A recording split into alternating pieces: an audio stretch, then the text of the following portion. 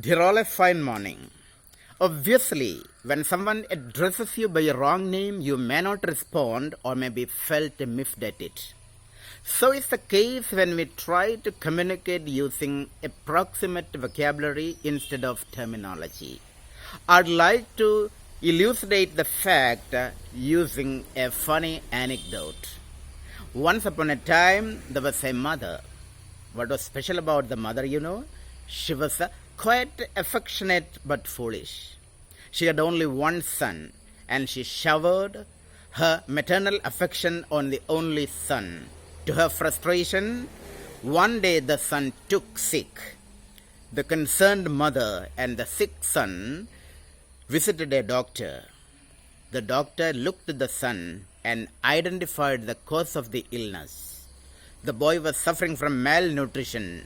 That is, the boy looked bloodlessly white or anemic because of the vitamin deficiency. The doctor gave a medicine and told the boy to take rest. As I told you at the very outset, the mother was affectionate but foolish.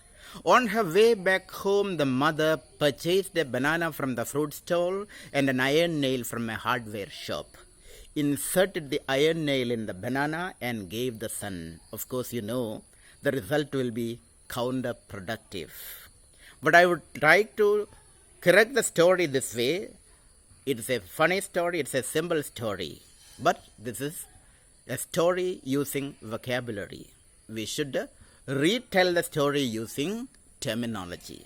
Instead of visiting, instead of looking, instead of giving, instead of telling, we should take it the way it is intelligibly acceptable English. That is, the concerned mother and the sick son consulted a doctor instead of visited a doctor.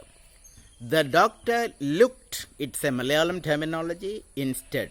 The doctor examined and diagnosed, not identified the cause of the illness, and not gave a medicine because the doctor is not running a medical shop inside his house. Instead, the doctor prescribed medicine and told to take rest. No, advised bed rest.